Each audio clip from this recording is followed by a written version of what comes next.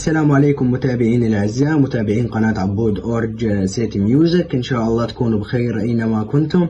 طبعا اليوم رجعنا لكم بفيديو جديد. فيديو اليوم مختص بالشرح المهم لدى مستخدمين تطبيق أورج 24.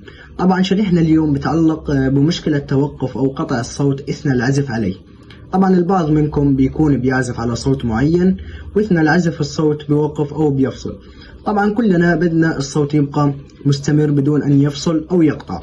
طبعا قبل لا نبدأ بعملية الشرح لا تنسوا الاشتراك بالقناة والتفاعل بعملية إعجاب على الفيديو التالي. طبعا قبل لا نبدأ بالشرح راح استعرض صوت من الأصوات الموجودين ونضغط عليه ضغطة مطولة. لنبدأ.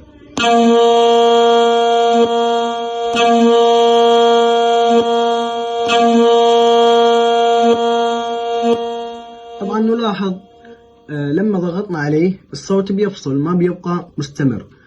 لحل هاي المشكلة أول خطوة نعملها هي الدخول إلى زر سيت. طبعا الكل بعرفه. ننزل قليلا.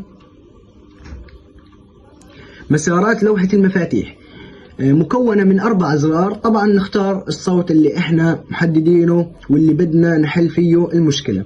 طبعا ندخل إلى إعدادات أول صوت عندنا على أول مسار،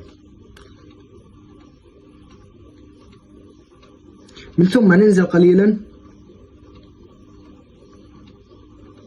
بنشوف عندنا خيار فوركد لوب. هذا الخيار بنفعله بحال كان عندنا مغلق.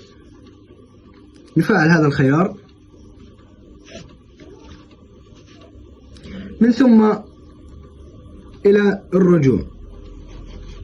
نستعرض الصوت بعد تفعيل زر فوركد لوب. لنستعرض نضغط ضغطة مطولة على الكيبورد.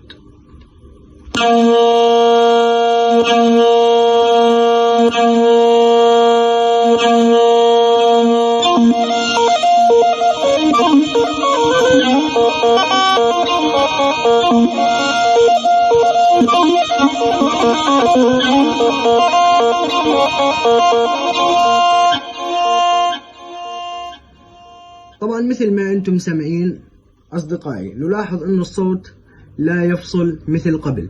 طبعا ان شاء الله تكونوا استفدتوا من طريقة الشرح، وهيك بنكون وصلنا لنهاية الفيديو.